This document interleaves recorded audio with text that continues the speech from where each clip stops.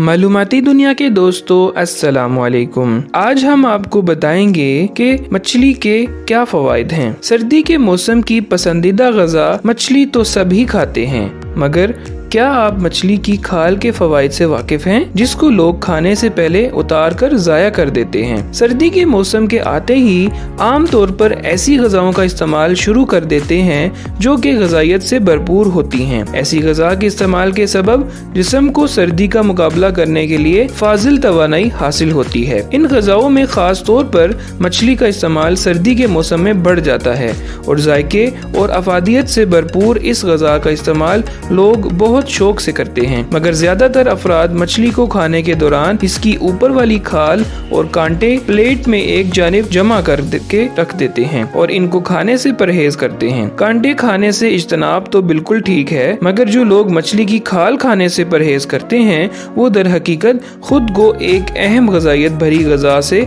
महरूम रखने का जुर्म करते हैं। मछली के गोश्त के साथ इसकी खाल की ग़िज़ाइयत। मछली का गोश्त जो कि protein, omega 3, vitamin D, iodine जैसी अहम ग़िज़ाओं से भरपूर है। ये तमाम खुसूसियात इसकी खाल में भी मौजूद होती हैं। अलबत्ता कुछ मछलियाँ ऐसी भी होती हैं जिनमें मरकरी और दीगर मादे खतरनाक हद तक ज़्यादा मिकदार में मौजूद होते हैं और इंसानी सेहत के लिए मुज़र हो सकते हैं, तो ऐसी मछलियों को खाने से इज्तनाब करना चाहिए। और आम इकसाम की मछलियाँ जो बाजार में मुयस्सर होती हैं, मिसाल के तौर पर रहू, पापलेट, ट्यूना, सुनहरी वगैरह का इस्तेमाल करना चाहिए, क्योंकि इनमें जहरीले मादों की मिकदार बहुत कम होती है। मछली की खाल की अफादियत। मछली की खाल को तैयार करते हुए अच्छी तरह स्केल से साफ कर लेना जरूरी होता है। मछली को इसकी खाल के साथ पकाना इसलिए भी बेहतर होता है, इस तरह एक जानिब तो इसके गोश्त की ग़िज़ाइयत पकाने के दौरान महफूज रहती है और दूसरी तरफ इसकी खाल इस मछली की लज्जत में भी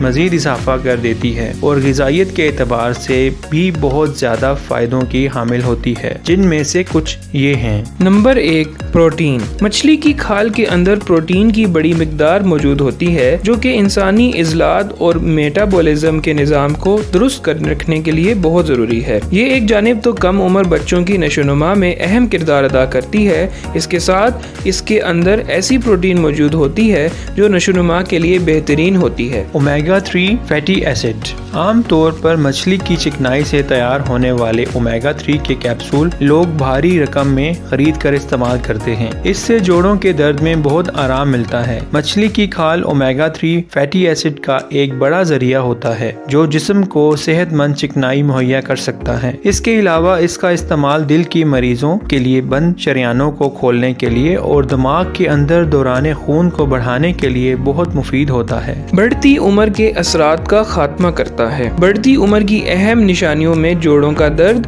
और ढलकती हुई जिल्द है। इन तमाम तकलीफों के लिए मछली की जिल्द अहम किरदार अदा करती है, क्योंकि इसके अंदर विटामिन ई की एक बड़ी मिकदार मौजूद होती है जो कि जिल्द को नई चमक दमक फराहम करती है।